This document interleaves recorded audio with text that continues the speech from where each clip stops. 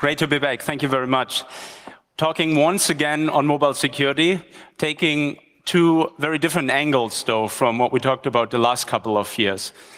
This time we want to dive into the same topic that Tobias Engel just did, looking at insecurities that arise from the interconnect networks between different operators.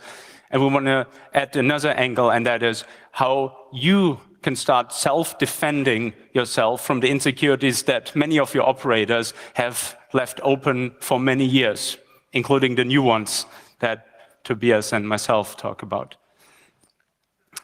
If you do watch this on a download, do go back and also watch Tobias's talk. It's well worth it and also covers a lot of the basics that I'm just going to skip over now for the sake of time. Great talk, by the way. Thank you, Tobias. So aside from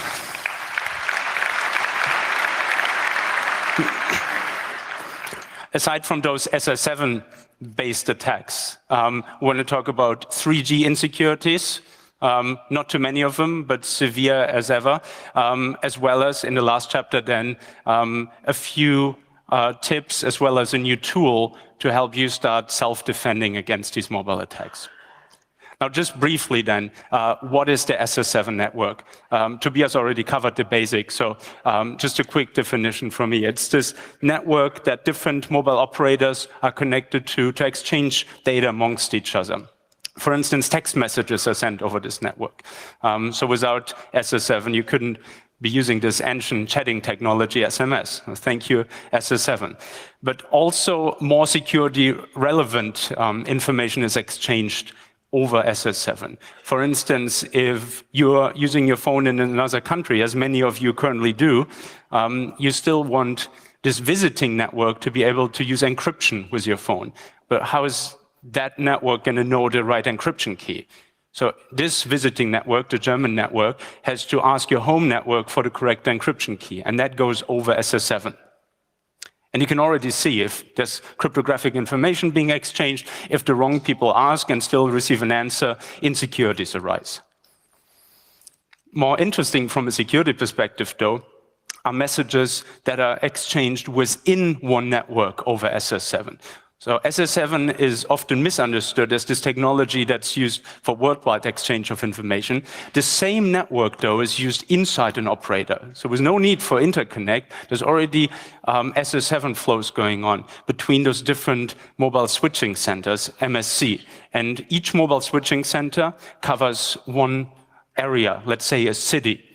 So imagine the situation where you're in a call and you're traversing from one area to another. You're crossing, let's say, a state boundary.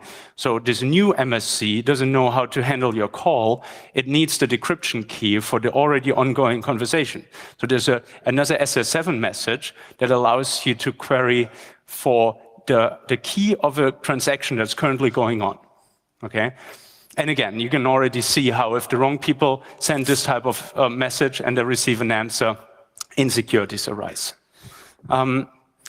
The insecurity that has most been talked about in recent years, I guess up until Tobias's talk, was tracking. And tracking was often understood as there's this evil message, the anytime interrogation. And the Washington Post focused a lot in the article on this one message. And it's really evil. It should not have been ever standardized. And whenever it's used, it's for evil purposes. There's no usefulness in this message.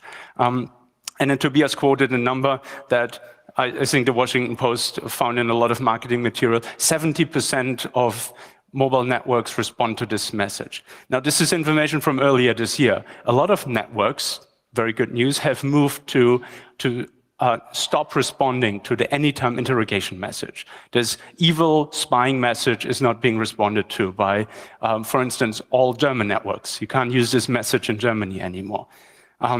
However, this is a very retroactive approach to securing SS7, because there's a number of other messages that, consider them gadgets, get you to the same place, take your phone number and take you all the way to somebody's location. And here's just a snapshot of which messages you can use. And Tobias went into a greater level of detail in how these different messages come together. So if anybody thinks that by just barring anytime integration you solve the tracking problem, they are wrong. But at the same time, it's not that SS7 is not securable. It's just a much larger challenge that people consider it currently to be. You see how stringing together some of these messages get you to intermediate values that also shouldn't be public, and then all the way to CELID. And up until all these messages, or at least every pass that takes you from left to right, is blocked by network, tracking to the same accuracy the CELID says possible. Now, this is just one of many areas in which SS7 can become an issue. Here's 4 more. It's an intercept risk. If people can read your SMS, text, or listen to your calls, it's a denial of service risk. If people cut you off from phone connectivity for anywhere from an hour until the next location update, or till you next reboot your phone, so you can really cut people off badly from the phone network. There's the area of fraud that I don't think many people want to talk about publicly. Certainly I don't, but there's many fraud risks in SS7 in which you can either put charges on somebody else's bill, or more interestingly, you can remove limits on your own prepaid cards, basically run up infinite charges on prepaid cards, and running up a lot of bills to premium numbers, for instance. And then there's the risk of spamming, which, from what I hear, is already happening, SS7-based spam attacks. Now, for the sake of this talk, I want to focus on intercept, which I consider, aside from tracking, the most intrusive and the most relevant for us.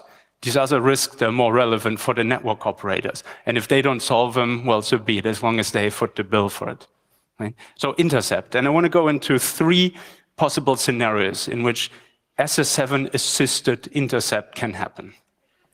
The first abuses the exact messages we looked at in the introduction, these messages where different parts of networks ask each other for encryption information. And it's a pretty straightforward attack. You record the airwaves around somebody's, in somebody's vicinity, and you record somebody's encrypted transaction as part of that. Right? So, and 3G transactions, for instance, are pretty well secured, but they're not very hard to record. In fact, 3G is a little bit easier than 2G because it doesn't jump around all these frequencies. So you record, let's say, 3G data, and you have a bunch of transactions in there, all of them encrypted. And you can use this message over SS7 to decrypt them. It's called send identification.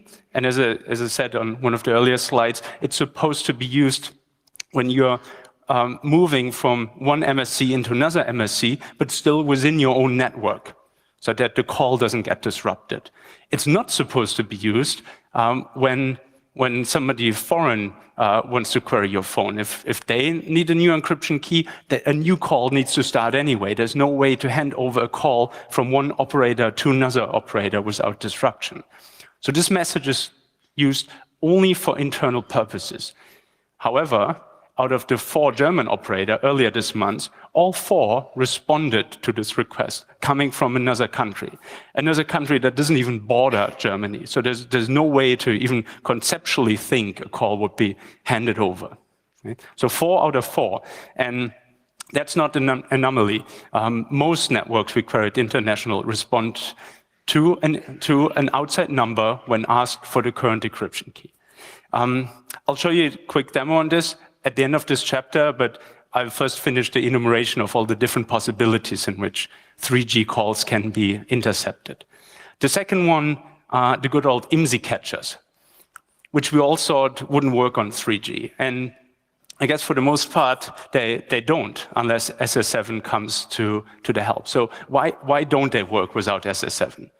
An IMSI catcher pretends to be a base station, and if it's 2G technology, the phone has no way of knowing the difference between the real base station and this fake base station. Right? But then 3G, the 3G standard, introduced what they call mutual authentication. So this time the base station has to prove to a phone that in fact it's legitimate, and unless it does that, the phone won't connect. Now, this only solves part of the IMSI catcher problem. Just taken by the name, IMSI catching is still possible. IMSI catching in the sense of creating a list of all the IMSIs in a location, right? Because there's a certain chicken and egg problem. If you want me as the base station to authenticate to you, you first have to tell me who you are. There's no such thing as SSL or any type of public key in the mobile network. It's all symmetric key. So you first have to tell me which key to use. And by that, I know who you are. So IMSI catching is always possible. And that's why if you Google for 3G IMSI catcher, those things exist. But they aren't capable of recording phone calls or SMS, because those then require the mutual authentication. They aren't capable of doing so unless they ask over SS7 for an authentication key. So IMSI catchers are back in the 3G world big time, unless we solve these SS7 problems, right? The third possibility of intercept, this is probably the scariest because it can happen completely remotely. Both the ones I enumerated so far, you have to be somewhere in the vicinity, in the radio vicinity of somewhere. So the third possibility I want to call the rerouting attacks. And they work in both directions. Rerouting is the idea, and Tobias touched on this, of taking somebody's phone calls and changing the destination number so that, in fact, you call somebody else, unbeknownst to you, of course, as the victim. This works both for incoming calls and outgoing calls, but using very different methods, so it just kind of accidentally works in both directions. And this part, I just briefly want to demonstrate. Tobias and I coordinated on most of this, but this part, I guess we kind of misunderstood each other, so we'll both show this. I'll keep this very brief. And the point I want to get across is that a single SS7 message is already a big intercept problem. Let's see, connected here. So I'll try not to make the same mistake as Tobias and try to cut off part of my number here. So 31C3 demo phone. So I'm calling a phone that, in fact, accidentally we left in. Oh, fuck. So I'm calling this number, and I don't know if you can hear this, but it's ringing. And we did leave this phone back in Berlin accidentally, but for the sake of this demo, that makes no difference. So it's a phone somewhere in Berlin that nobody answers to, right? Here's another phone. So if I register what they call a supplementary service to this number, and that's just fancy language for call forwarding, if I call this exact same number again,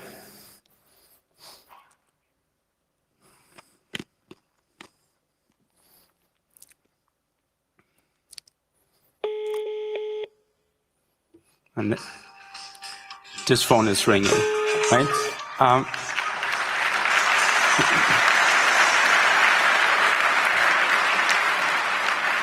Now, of course, to make this a real intercept, I wouldn't forward it to a phone. I would forward it to a computer that then is smart enough to very quickly erase the call forwarding and call the original number and then connect it to, so that the phone call actually goes to where it was supposed to go.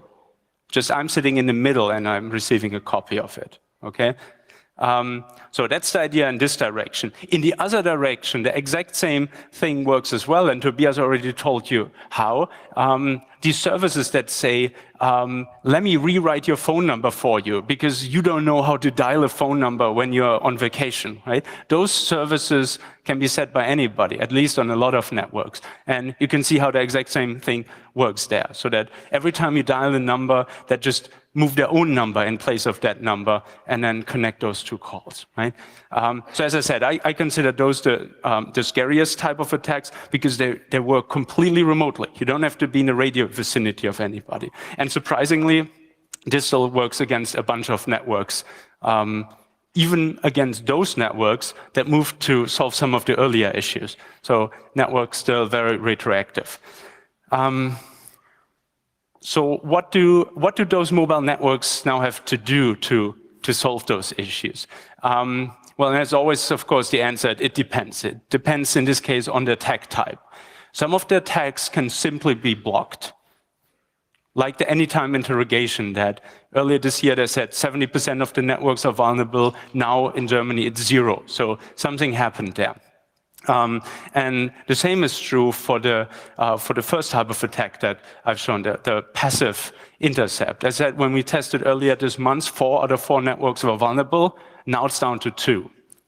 So within 2 weeks, 2 networks put in a firewall rule that says this message has no purpose traversing our outside network boundary. Just block it there. It's typical firewall, right? The same isn't possible for these other 2 types of attacks, because those messages are actually useful. They do something, at least in certain circumstances.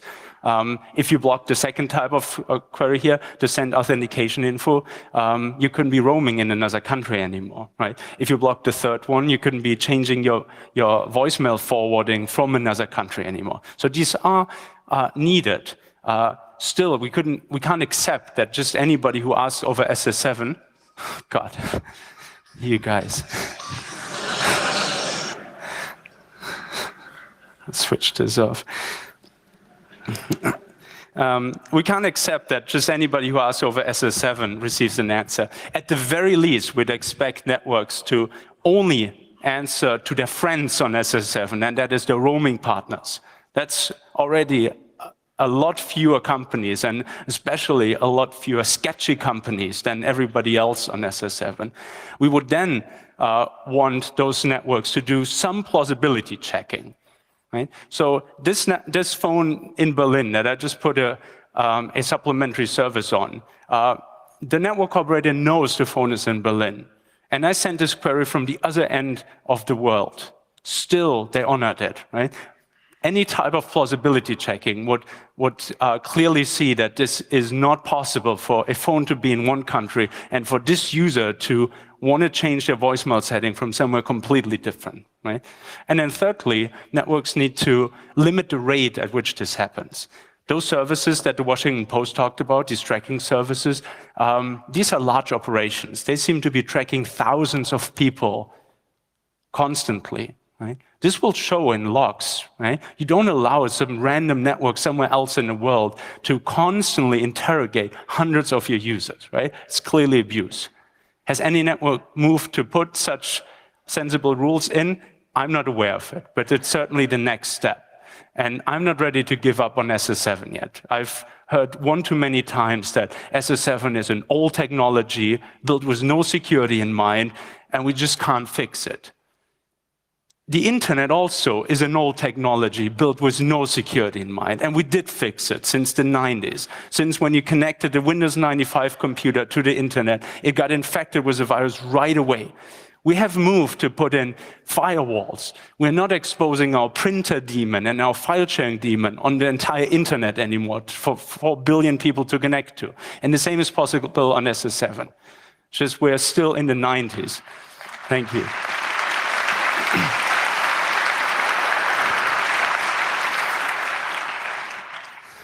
Having said that, though, let me show you what happens if we don't do that, the fun part.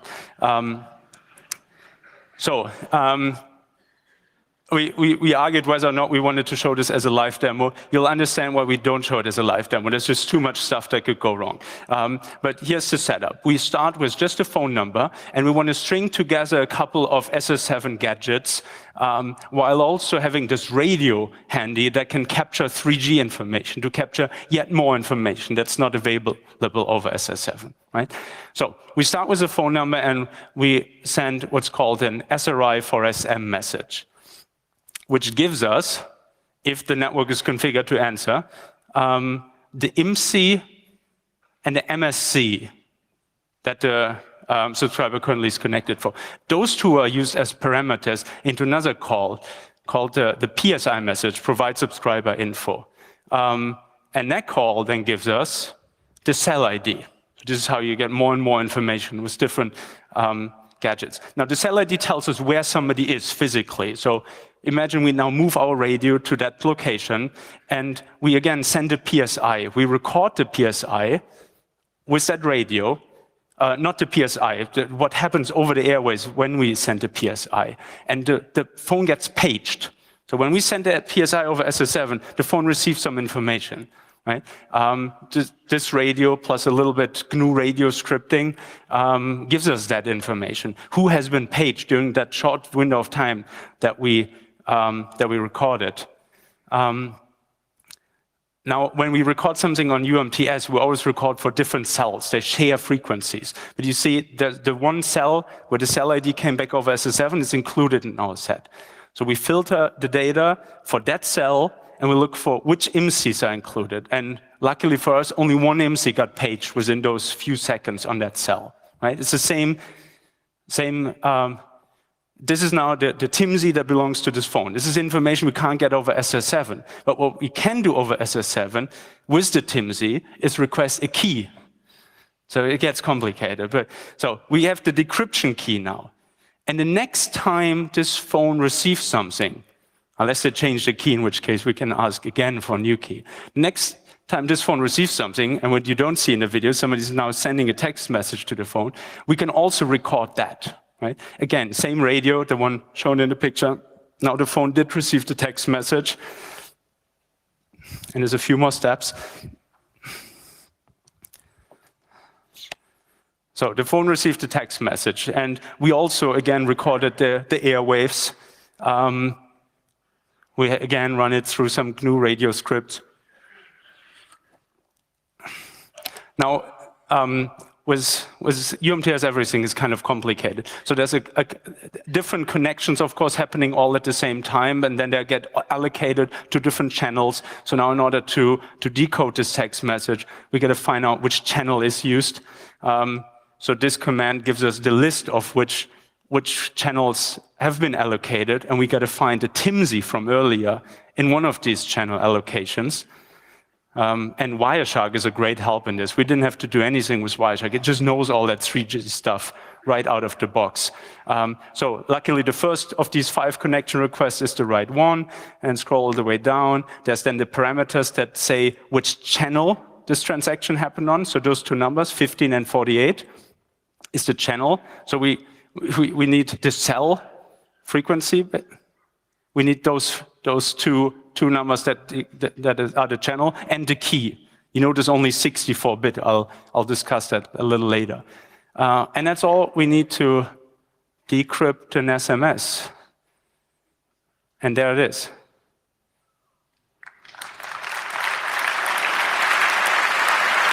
Thank you.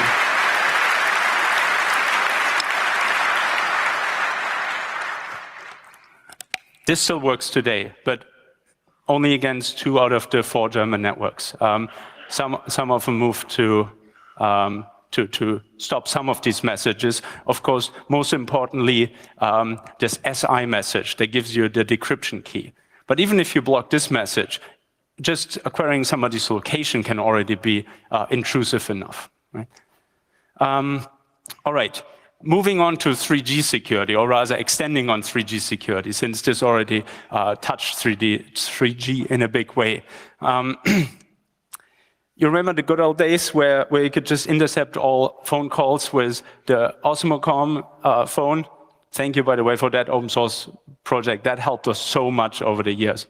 And you combine that with the Kraken software to decrypt the phone call. So with 20 euro worth of phone and a server, you can listen to anybody's GSM calls, as long as they're using the A51 cipher. Some networks recently moved into A53, so it doesn't work this way anymore. Now, how does this now compare to 3G security?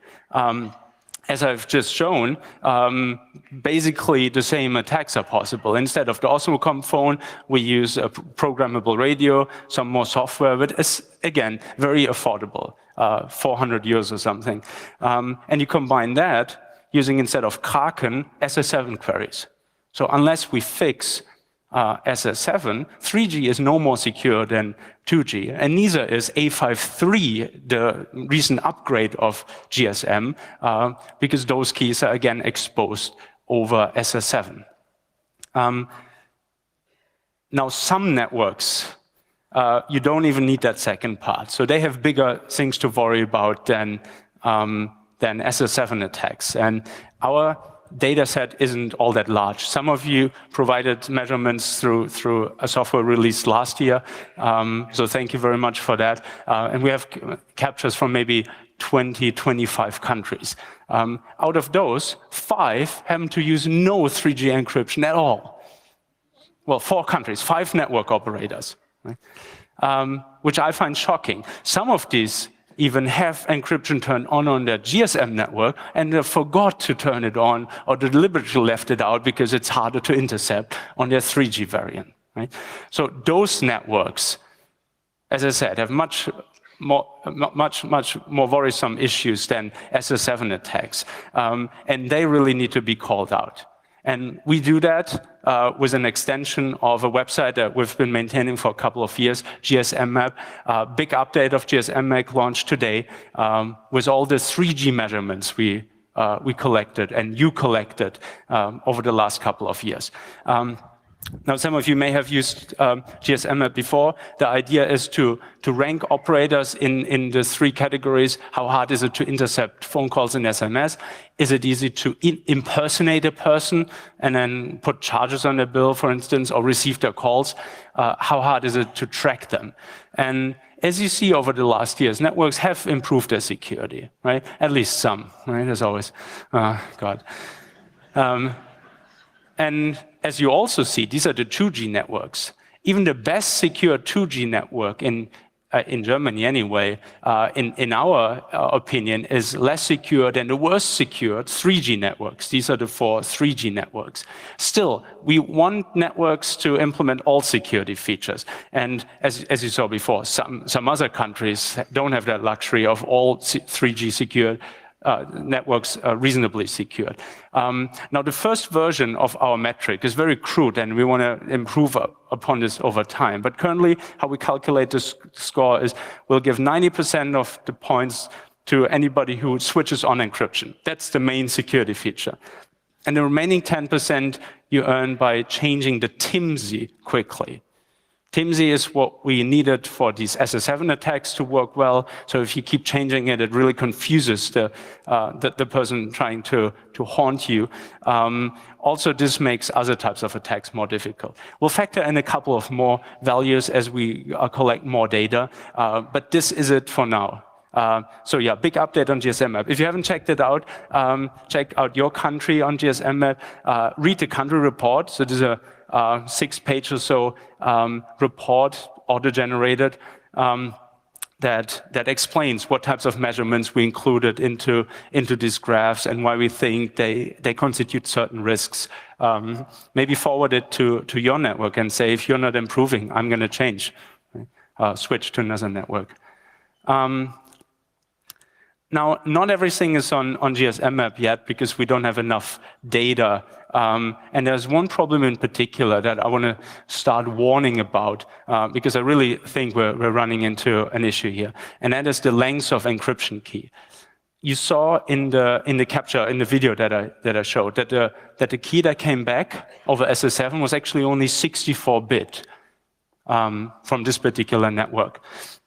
And the SIM card that was used in this attack was bought that very same week. So we recorded this video last week. So it's the most recent SIM card you can buy from this network. And still it only uses 64-bit. And that, in my view, is incompatible with what we have learned from recent Snowden documents, that the NSA in 2011, 2012 funded a project to break A53. This is a 64-bit cipher. And we had estimated at this very conference a year ago that you'd need about $1 million to break A53. Now, they did it a little bit earlier, so Moore's Law, everything's more expensive, and probably they have overhead too. But they spent apparently £4 billion. I don't know why pound, not dollars, but this may have been some GCHQ corporation. So for £4 million, a couple of years ago, you could already break 64-bit crypto. And 64-bit is more prevalent in mobile networks than you would have thought. When they upgraded the GSM networks to A53, they didn't actually upgrade it to UMTS security, as everybody claimed they did.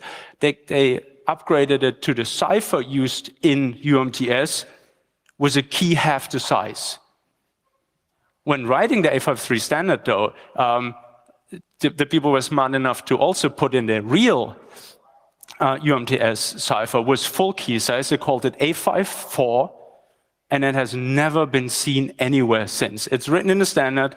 It was released the same day that 853 was released. Nobody has ever moved to implement that. So GSM, for the time being, is and will be vulnerable to anybody with a $1 million machine in the basement, right? Certainly NSA, but more and more people as we move forward. And what costs $1 million today, thanks to Moore's Law, in a couple of years, anybody can break it on their computers, like we today break the 851. If your network uses certain older SIM cards, differentiation here is between a SIM card and a USIM, as in UMTS SIM card. If your network only uses SIM cards, then even your 3G transactions are 64-bit encrypted. So there is no way to generate more entropy. You could query for 2 keys, I guess, but they weren't smart enough to do that. So 64-bit encryption for UMTS. And that's just not good enough. And as I said, the network that we did the demo with, we were surprised to see a 64-bit key. We went back in our database of SIM cards. We found a lot of SIM cards that have this problem. We want to add this to GSM map, but we don't want to be unfair. Just because we see one very old SIM card in the network, we don't want to give them a low score versus somebody else where we only see a new card. So we need lots and lots of data. Help us collect those data, and we'll make it public. Now, that's one reason why we stay on this ball and progress the research. The other main reason, and this is really what keeps us awake at night, is this question of how can we get out of the mess? We've been producing more and more problems. I should not say produce. We make you aware of more and more problems over the years. And we always criticize that at least many networks do not respond to those. So we have this stockpile, ever-growing stockpile of mobile security issues, and nobody seems to be addressing. And all we do is wait for our networks to do something eventually. Now, waiting is over for me, at least. I'm impatient. I want to do something now. And I want to address all these issues all at once. Those issues that we talked about for several years now, including the SIM card attacks from last year, silent SMS-based tracking, the SS7 abuse discussed today, IMSI catcher vulnerabilities, and insufficiently configured networks, 2G as well as 3G. All of these problems have one thing in common. Your phone technically knows that these attacks are happening, and your phone technically knows that the network is configured insecurely. But unfortunately, it's buried very deep inside the phone. It's buried inside the baseband. So as much as you can program Android, you don't get access to that information. At least so we thought, and then we set out, and this took the better part of this year. We wanted to dig the information out from these phones. It's somewhere in there. There must be some way to hack it out of it. And we found debug possibilities for Qualcomm chipsets. Just one vendor, but extremely popular right now. They seem to be in every LTE phone and in a bunch of other phones. And we found ways of producing exactly all the data on the right-hand side to make it accessible through an Android application. And we also wrote the application for you. So, released today.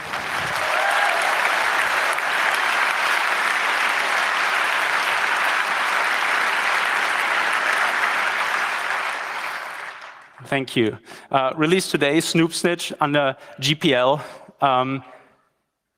a tool that collects all this baseband information, mostly to keep it on the phone and run some analysis on it, warn you about, as I said, SIM card attacks, but also those SS7 attacks that Tobias and I talked about today. How to detect those attacks? Well, by the pagings. I showed you in the video that every time we send certain queries to the phone, over SS7, that the phone actually also receives information. Useful for the attacker, also useful for the defender. If those empty pagings, we call them, are received by the phone, strong evidence that somebody is messing with you over SS7. Right? So it collects all that information and it produces warnings. You can also upload information if you so choose. It's optional, of course. It runs, as I said, on a bunch of Android phones that are currently popular. It requires a somewhat recent Android version. We haven't tested it with Android 5 yet, but I don't see why it wouldn't work there. We just have to put the time in. Your phone needs to be rooted, so we have read access to a certain interface that otherwise is not accessible. And it needs, of course, a Qualcomm chipset, which, as you see by this list, is in most current flagship phones.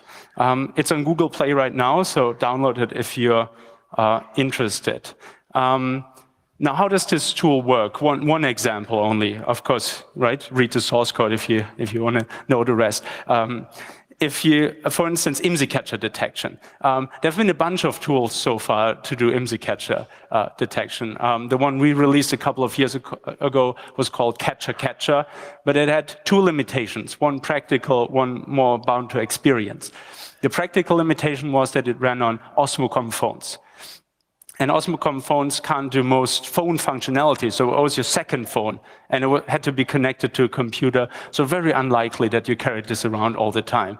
Now, we wanted to move it onto a real phone that you can use, onto your phone, right? I think we succeeded in that.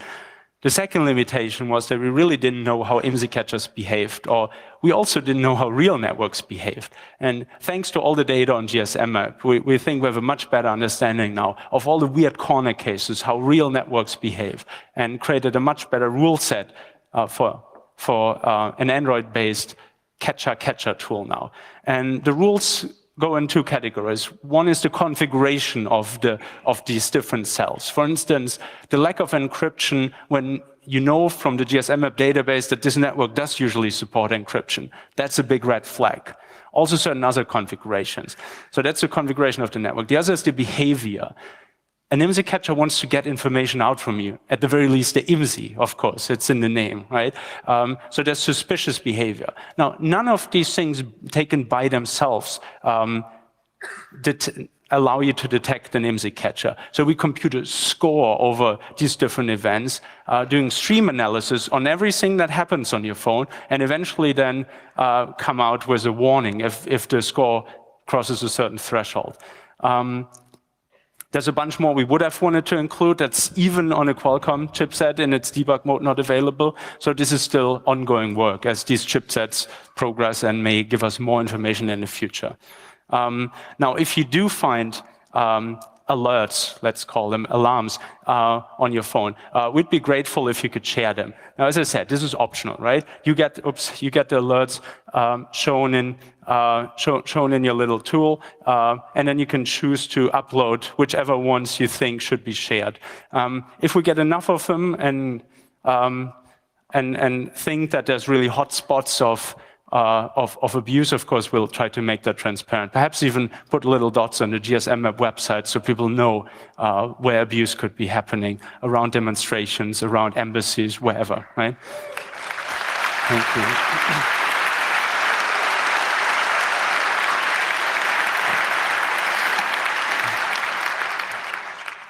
You can also actively choose to submit data by running an active test. Now, usually the phone looks at everything that you produce, your phone calls, your SMS. That's always stored on the phone. There's no way to upload that. And you compute a score for how secure your network is, using the exact same metrics that we use on GSM map. So that's all ported to the phone now. But if you feel like the score on GSM map is heavily outdated, click this button. It runs some benign tests, has nothing to do with your transactions. I guess your location, where you're currently connected, will be included in the data, and it uploads it to GSM map. So that becomes better and better, and we can spot more networks that, for instance, lack any encryption at all. Yeah. So what are you? What I like you to do, or I think you should do, to better protect yourself from mobile abuse? Of course, you could keep waiting for your mobile network to fix all these issues, which I must say, more recently, more networks have moved to fix issues, but still not the majority. And no network has even started to address the majority of issues. Right? So it's just scratching the surface. So what I'd rather have you do is start defending yourself. Check out GSM map, see if you are on a network that generally protects things like encryption. You saw the networks that lack encryption. don't use those. And if you really choose to self-defend, download Snoop Snitch, this new tool, and actively look out for abuse, for silent SMS, binary SMS that you receive, for empty pagings, for IMSI catcher evidence, and help us grow this database of abuse, right? Also help us grow the tool base that we use.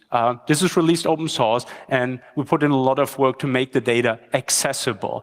But now it is accessible, right? Just take it as a library and go wild with it. Do whatever you always wanted to do with raw baseband data on 2G, 3G, 4G. I'm very much looking forward to your contributions to this. And all that's left for me to say is thank you very much.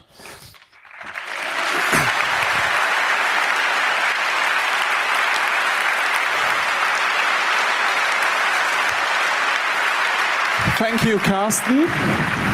Then we will beginning with the Q&A.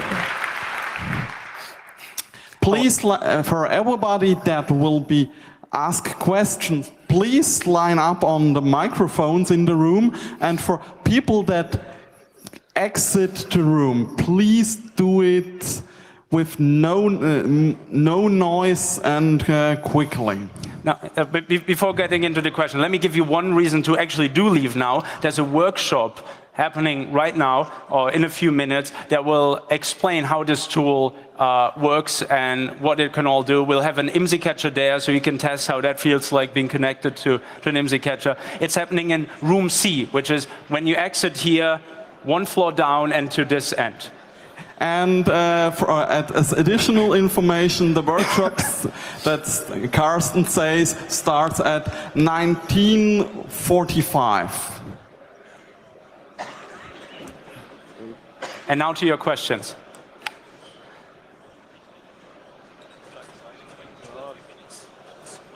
Sure.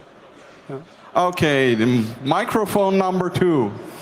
And please, before you can start number 2, please do it with no noise, that we hear the question from the audience.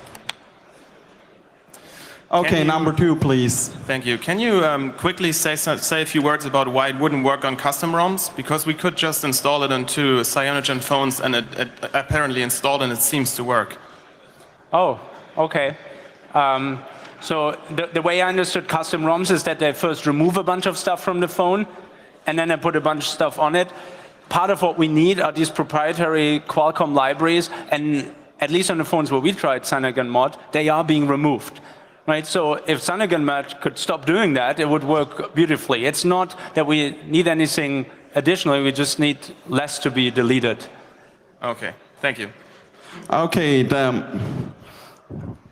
microphone number, will you ask? Okay.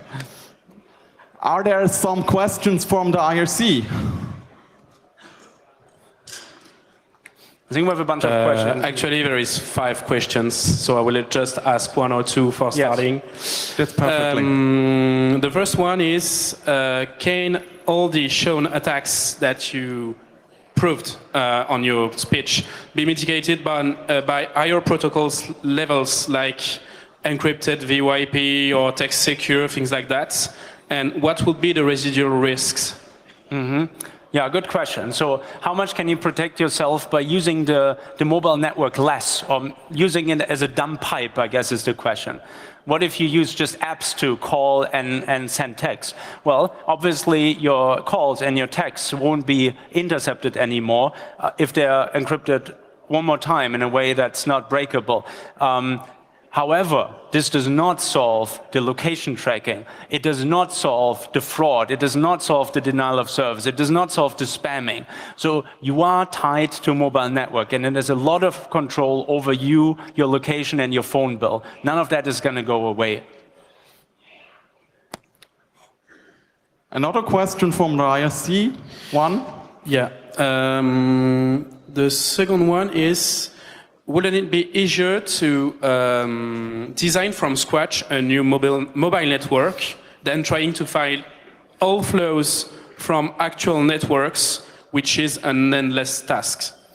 I don't know where you would even start designing everything from scratch completely. The closest that I can think of designing mobile networks from scratch is LTE.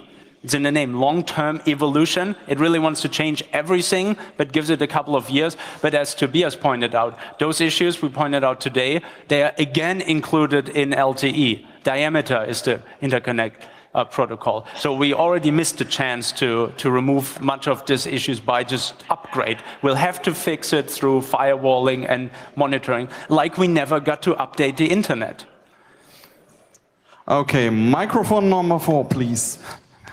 Yeah, just short thing. Could you just provide a list of those libraries you need from the stock images? So Sure. I think it's pretty easy to copy them to the cyanogen mod images. Okay. And if the app is open source, maybe you can put it on F2read. Oh, absolutely, yes. Thank you. The microphone number 2, please. Got 2 questions. If I understood correctly, you need to be inside the operator network to actually perform those SS7 queries, right? Well, I would like for this to be the case, but currently just anybody in the world connected to SS7 can send these queries. Okay, right? so my question is that what was your hook point for actually doing this test? I think I'll quote Tobias here by saying I'd rather not say anything about that. Okay. So the second question is about the KC you mentioned. It's, if I'm not mistaken, it's the session key, right? It's and it should involve that nonce value, right?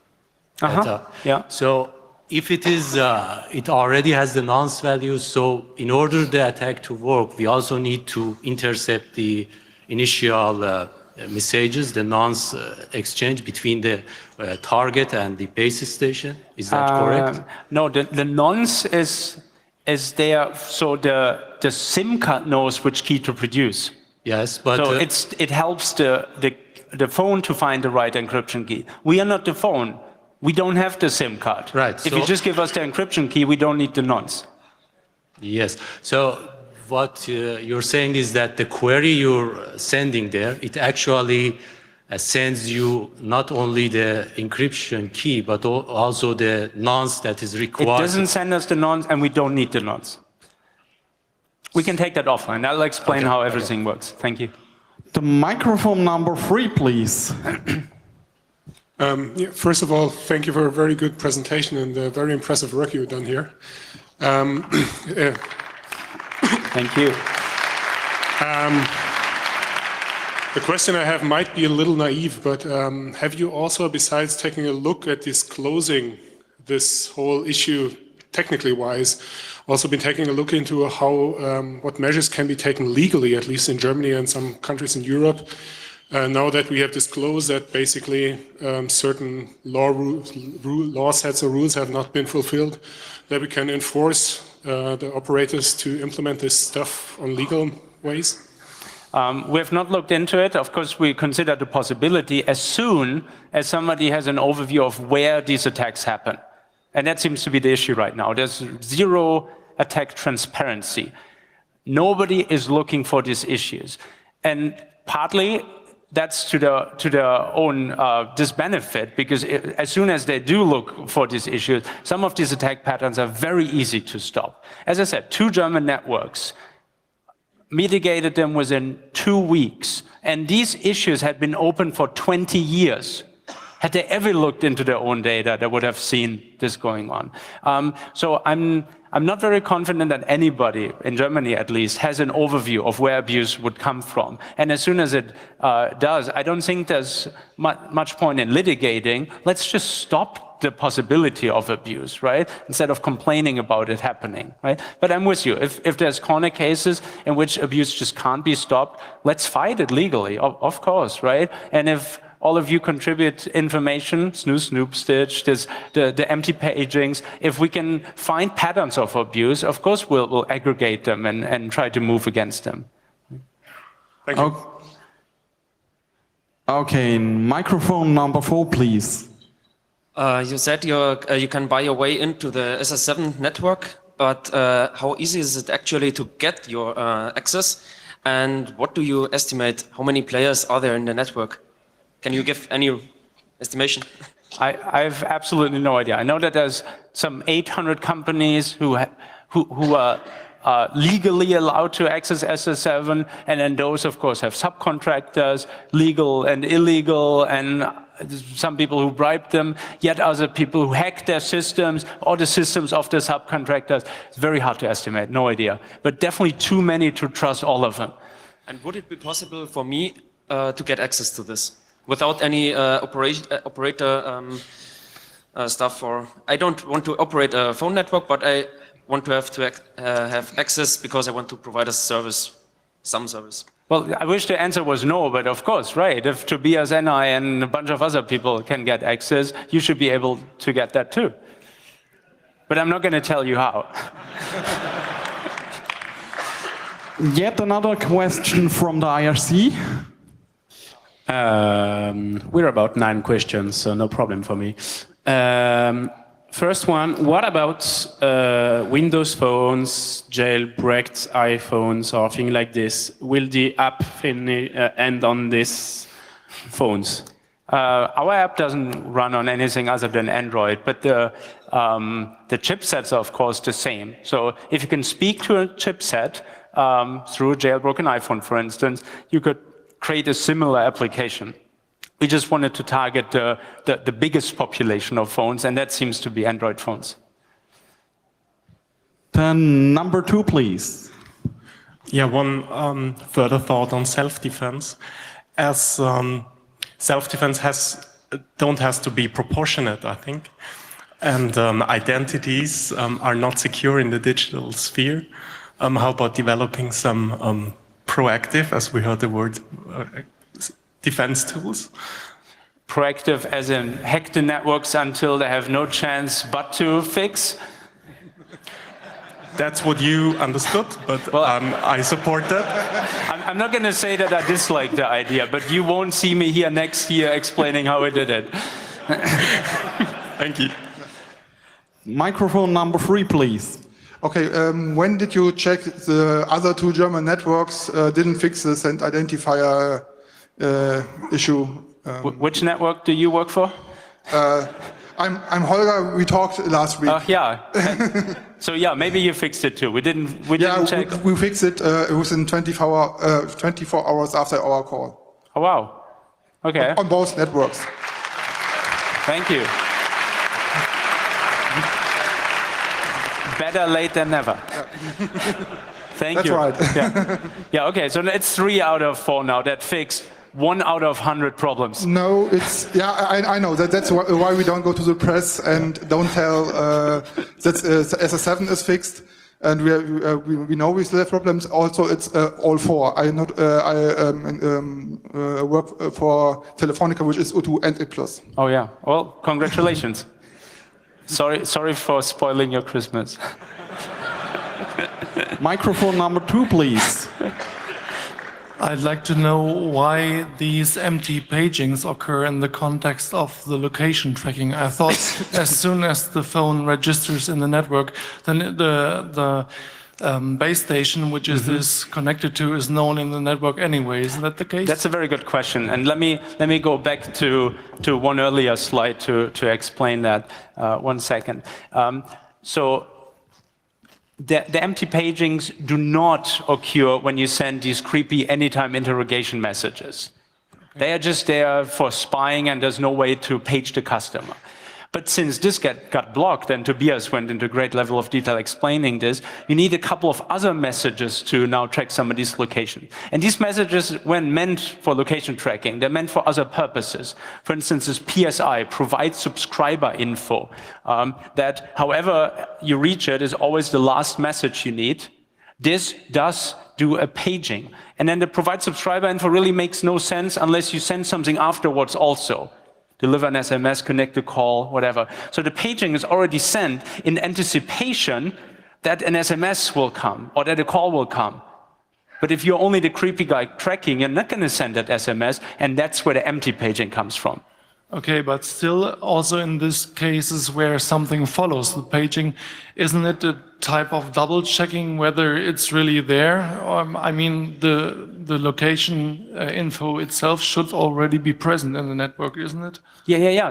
It just reconfirms that the subscriber is really there. So it's basically saying, somebody just interrogated your location because they want to send you something. Let's check that you're really still there, because otherwise we'll tell them something wrong. But Tobias, you wanted to comment on that? Yeah, okay, so the empty paging is not in anticipation of something that's coming after. It's to get the current cell that you are located at. Because when you are moving around in your location area, in the area that is covered by the switching center that you are currently being served by, your phone doesn't necessarily contact the base station.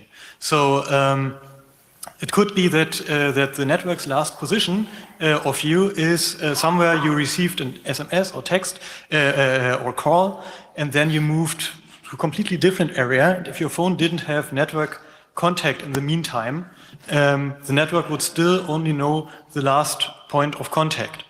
So that's why the empty paging happens, so that the network knows the base station that's actually currently closest to you. That's also why law enforcement uses a lot of silent SMS, so that they can get the last position in the network. And it's also an option. If you provide subscriber information, you can just send it and get back the last known position without a paging, or you can set the current location flag and provide subscriber information, and only then the subscriber gets paged and you will receive the current location.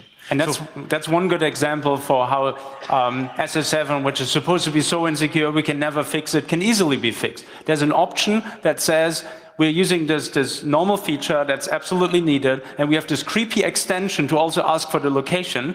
And some networks choose to not answer that. They answer with 0000, and nothing broke, right? So you can just ignore the insecure parts of SS7 and do whatever you think is right. And for the most part, it continues to work. But I think we're well beyond answering your question now, right? No, but from your answers, thank you very much.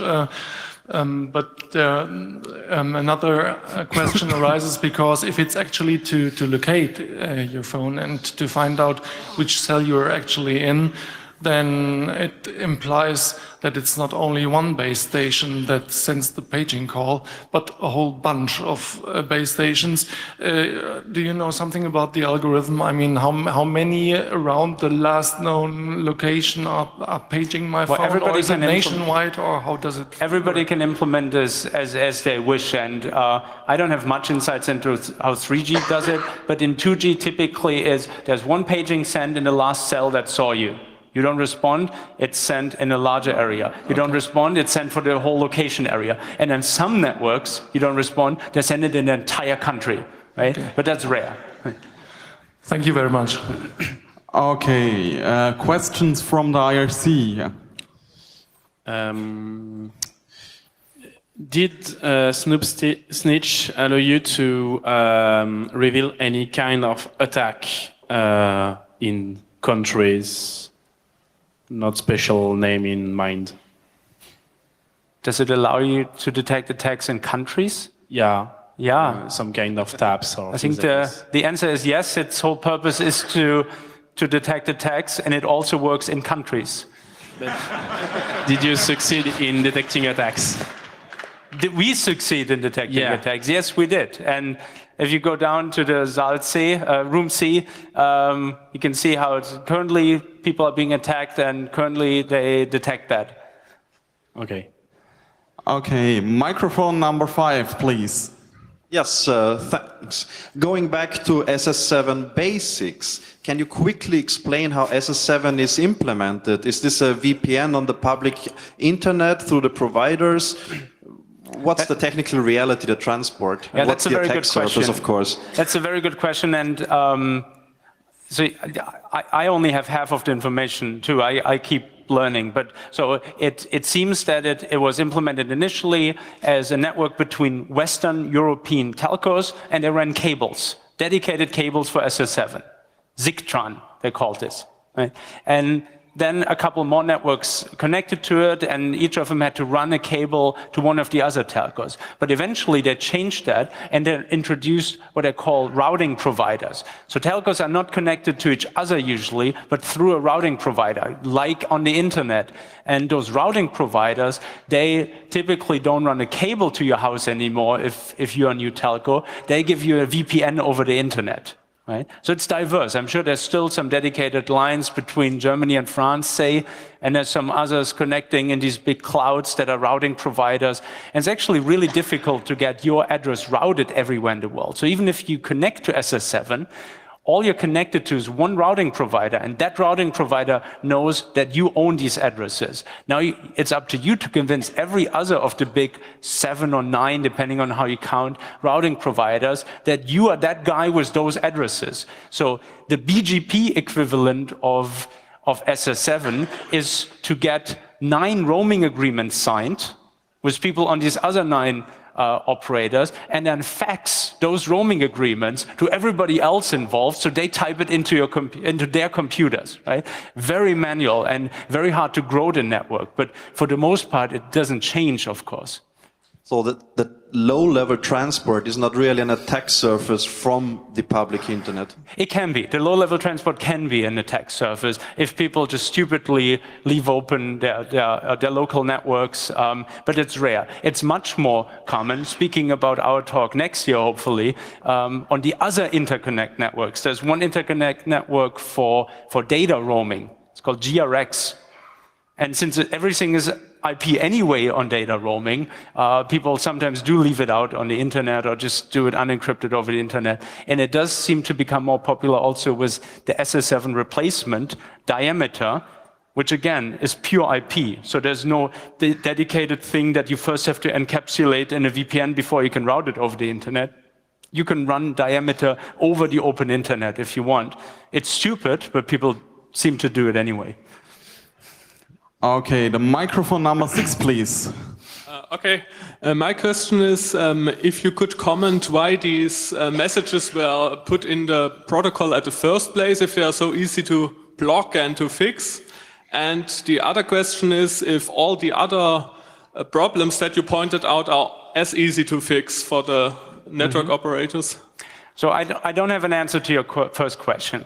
Why do you put a tracking message in the standard and then call it anytime interrogation? Gosh, like that invokes feelings for me, interrogation room and all. I mean, this is spy stuff, right? And there's no practical purpose for it. But right, who wrote the SS7 standard? Western European governments being afraid of the Russians or of their own citizens, who knows, right? I don't know why they put every single message in, though. So your second question was what again? If the other vulnerabilities are as easy as to fix, no, they're like not. just blocking messages. No, they're not, and I tried to point that out on one of the slides. That anytime interrogation can be fixed, as can, for instance, this send identification message, right? You just block that. There's no purpose routing this internationally. But the other queries on this page, at least, you need those internationally, at least to enable roaming. So the best you can do is, as I said, first block these queries from anybody who's not your roaming partner, right? Don't respond to those people. And then do some plausibility checking, secondly, right? Make sure that if a subscriber is actually in your own network, that you don't honor requests from another country, right? And that should remove most of the issues, because most abuse comes from other countries. It's just more likely, if there's 800 parties connected to this network, that the one doing the abuse is not yours. Good question. Thank you.